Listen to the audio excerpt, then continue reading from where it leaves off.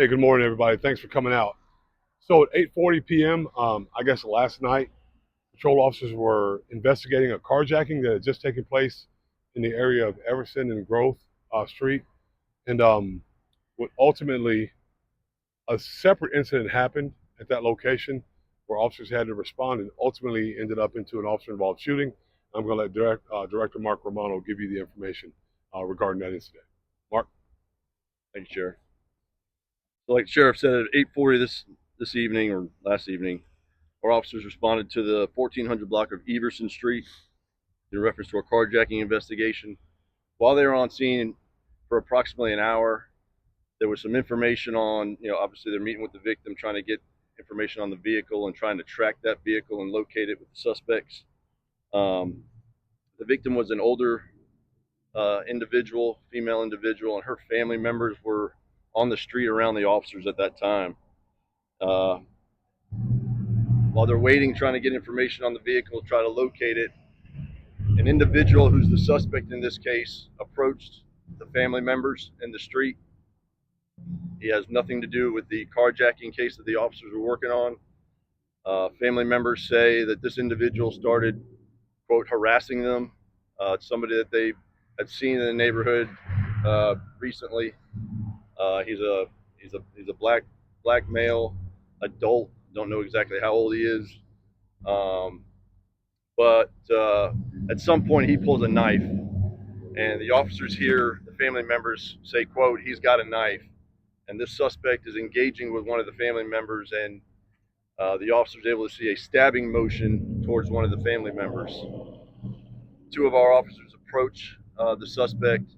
They're able to engage him, and they shoot at him multiple times, striking him, getting him off the person who he was stabbing. Ultimately, he suffered several gunshot wounds. Rescue was called.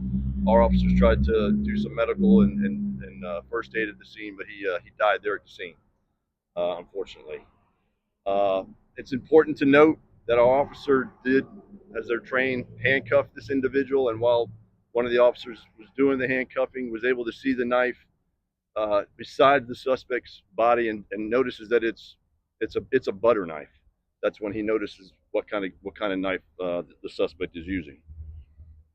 So, our cold case unit is on scene. They're the units that do the investigations for officer-involved shootings. Our crime scene unit is on scene. They're doing the processing of the scene. The state attorney's office is on scene, and they're doing their investigation, which is independent of ours.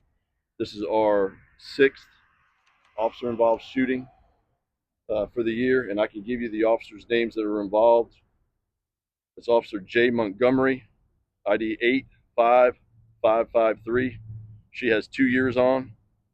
And Officer J.C. Rose, ID 82806. Officer Rose has 5 years on. This is for both officers, their first officer-involved shooting.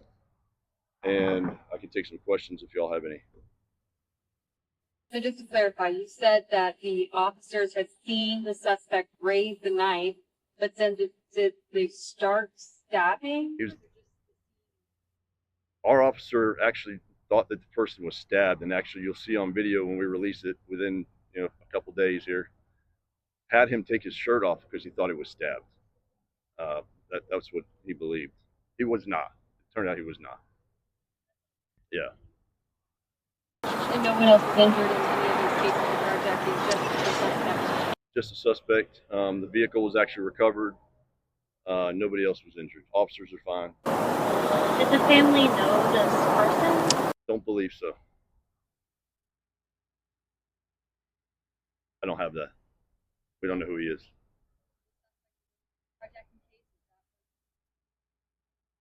Those suspects were not located, and our deceased suspect is not related to that case. They're still out.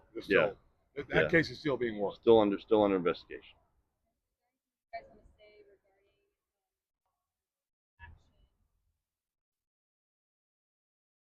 I'll say that the way the entire scenario took place was very quick. A lot of confusion, a lot of noise. You could hear someone yelling out, "He's got a knife." Officers saw the stabbing motion. Like Director Romano said, he actually thought that the victim had been stabbed several times because of the motions. It's unfortunate that it worked out the way that it did.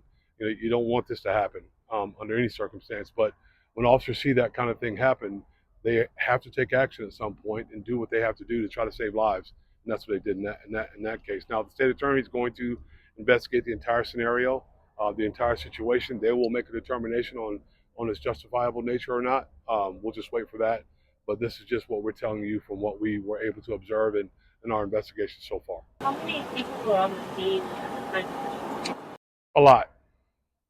That's all I can tell you. There was quite a few people there. Do you know how many times the Several. More than once. I believe Director Romano said that, but more than once. That's correct. I believe you guys are alluding to this, but guys seemingly had nothing to do with it. No, like Director Romano said, they were investigating the carjacking. They were speaking to the victim of the carjacking at the time when they heard the commotion from another area close by. They heard knife. They heard what they heard. They went around the corner or just around the vehicle actually and saw the incident taking place.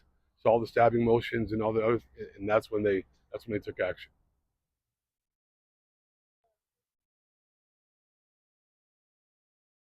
Don't know that yet.